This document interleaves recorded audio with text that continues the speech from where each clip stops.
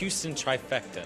Bill, do you mind enlightening us on what Houston can do to prepare itself for the next coming disaster? Well, of course, we're very subject to hurricanes in this area, as we've seen that over the last century.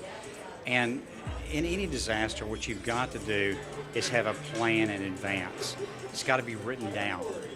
If you don't do that and you try to make this up in the moment, you're always going to end up with problems. I think we saw that in Harvey. There wasn't really a plan for which areas are going to be evacuated and how we're going to get the people out. So you basically have a bunch of volunteers having to rush in and do it.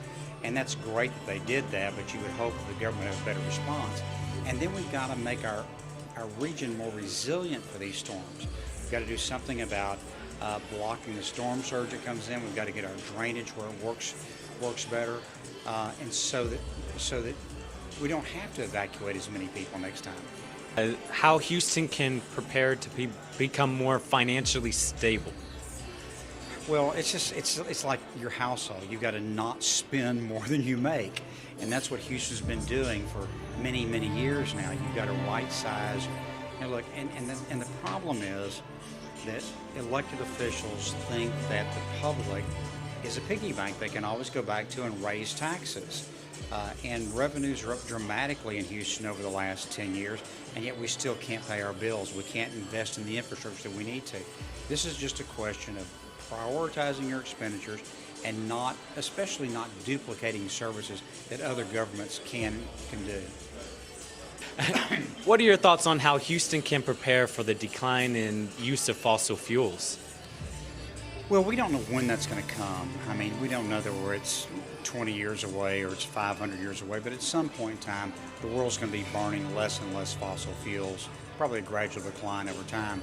And because that is such a core to Houston's economy, we've got to think about what does that post-fossil fuel economy look like. And I think things like the new college is going to offer a degree in cyber technology.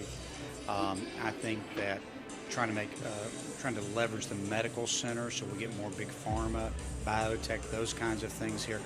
What are the next generation businesses and industries, and we need to run out and try to get ahead of those. Which has been a great blessing to be the energy capital of the world, but we've got to start thinking about what's the next thing. With that, what can Houston do with its inner city schools to set ourselves up for success? Inner city schools fail because those communities have failed. We blame the school districts a lot, but the truth of the matter is these school districts are dealing with some very difficult family situations. I frankly wish the churches would get more involved in these communities. I think we've got 5,000 churches in Houston. Why not get some of these churches go in and sponsor these communities and help these folks? One thing that we've done that's just a terrible thing is that when somebody gets in trouble and goes to jail, when they get out, they're branded for the rest of their life. They can't get a job. They can't rent an apartment. We need to have programs that reintegrate these people into society.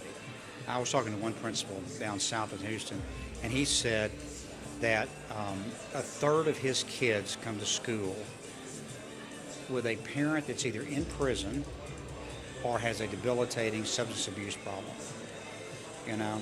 And just throwing people in jail, especially for using drugs, that's not working. We've got to figure out how to heal these communities, not punish them because they're not behaving like we want them to. And if we heal those communities, I think you'll see the schools come along with it. I agree.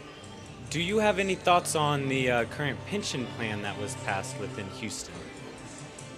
It did some good things. It reduced some of the liability, but it basically kicked the can down the road for 6 or 7 years. As long as we're in defined benefit pension plans, this problem's not going to be solved. Defined benefit pension plans are an anachronism of a time gone by when people didn't live very long after retirement and when interest rates are high. Neither one of those things exist. They're never going to exist in the future.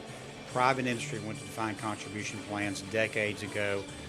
Government's just been slow to get to that new model. We'll get there eventually. This was a step that direction. It would have been nice if we could have completely solved the problem, but at least we made some headway. Do you mind expanding on the problems with unincorporated cities on the outskirts of Houston? Yeah, so the unincorporated portion of Harris County, if it were its own city, it would be the second largest city in Texas after Houston, and it would be the fifth largest city in the United States after Houston. And so we have this massive area, nearly 2 million people, that's operating with a sort of patchwork of government. It's in the county. Some of the places have municipal MUDs, municipal utility districts. Some don't. They've got emergency management districts. They've got this just patchwork of governments to provide all these services. Enormously inefficient. Very difficult to coordinate services. And we're going to have to come up with a different governance model. We either need to have those places annexed into the city of Houston, or we need to allow them to go incorporate. But we need to solve